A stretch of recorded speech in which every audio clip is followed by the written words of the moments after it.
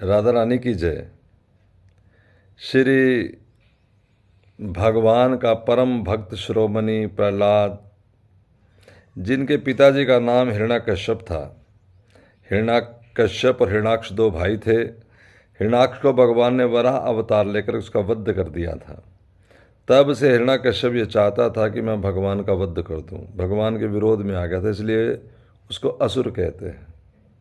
ब्रह्मा जी से वर प्राप्ति के लिए जब वो घर से निकला तो वो वापस आ गया। शाम तक पत्नी को कह के गया था सालों लगेंगे। उसकी पत्नी ने कहा कि आप तो कह रहे थे साल लगेगी, आप तो दिन के दिन निकलते निकलते वापस आ गए।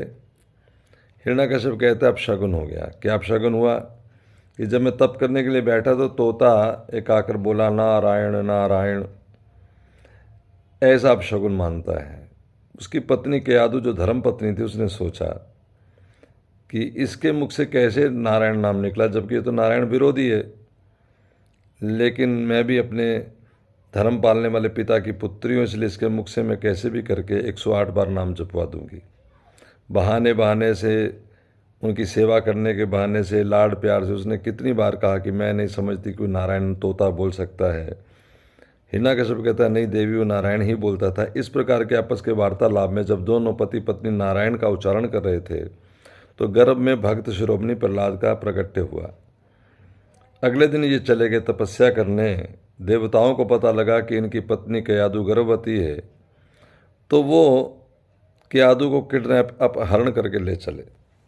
नारद जी ने आके छुड़वाया कि कहा कि ऐसा गलत है कि राक्षस का पुत्र राक्षस होगा। और नारद जी के आश्रम में केयादु के गर्भ में प्रहलाद पलने लगे और वहाँ कथाएं भगवत नाम की महिमा सुनने लगे। उधर हिरण्याकश्यप ने 100 साल तप किया और 100 साल के बाद ब्रह्मा जी का वरदान मिला। और वरदान में पहले तो मांगा कि मैं मरूं नहीं, लेकिन ब्रह्मा जी ने कहा कि ऐसा वरदान नहीं दे सकते। तो फिर उसने मौत के दरवाजे बंद करने शुरू किए, मार्ग सब बंद कर लिए। कैसे, न दिन में मरूं, न रात को मरूं, न ऊपर न नीचे, न जल में न थल में, न अस्त्र से न शस्त्र से, 12 महीने में किसी महीने नहीं, न जीव से न जंतु से, ब्रह्मा की बनाई सृष्टि में किसी से नहीं। और ऐसे वर जब ब्रह्मा जी ने दे दिए तो उसने सोचा कि मैं मौत पे अपना राज्य स्थापित कर बैठा हूँ, और उसने अपने आप को भगवान घोषित कर दिया। स्वयं तो भगवान अपने आप को कहता ही, लेकिन लोगों से मनवाता जबरन। कुछ उसके डर के कारण मान गए, किसी को उसने जबरदन मंगवा लिया। जैसे भी अब लोग उसे भगवान मानने लगे। मंदिरों से उसने भगवान की मूर्त निकाल के अपनी मूर्त लगवा ली। घर जब आया था तो केयादु को घर ले आया था, फिर पुत्र हुआ था प्रहलाद। और ये प्रहलाद जब बड़े हुए तो ये गर्भ के संस्कारों से परमात्मा के नाम में बड़े रुचि रखते थे, इसलिए हर समय जपते थे नारायण नारायण। ये हिरण्याकश्यप को किसी भी हालत में मंजूर नहीं था। अंत तो प्रहलाद को मारने के लिए बहुत सारे जतन किए, जहर पिलाया, समुद्र में गिराया, नागों के पिटारे में डाला, लेकिन भगवत कृपा भी साथ साथ काम करती रही। और नाम के महात्म से प्रहलाद हर बार मौत पर विजय पा जाते। अंत में जो हिरण्याकश्यप की बहन होलिका थी, उसने कहा कि भाई मेरे को एक वरदान मिला, एक चुनरी मेरे पास ऐसी है जिसे ओढ़ कर मैं अग्नि में बैठ जाऊं तो अग्नि मेरा कुछ नहीं बिगाड़ सकती।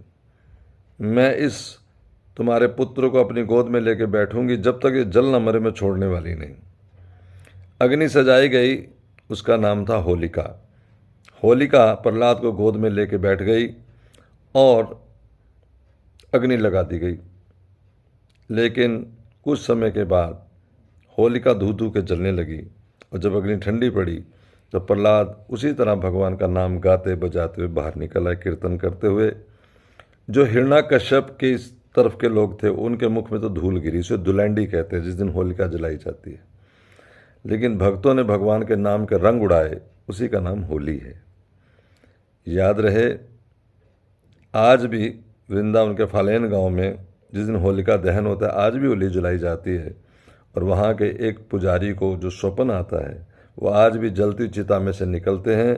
उनका बाल भी बांका नहीं होता। वह नरसिंह का मंदिर है भगवान का, और उन्हें जाकर गले लगा लेते हैं। और प्रहलाद में भी होलिका पे जय पाई थी, चमत्कार हार गए थे, परमात्मा का नाम जीत गया था। जो हरि का नाम जपते हैं उन्हीं के लिए ये होली है। होली का खेलने का ठीक अधिकार उन्हीं को ही है जो हरि नाम के रंग में रंगे हुए हैं।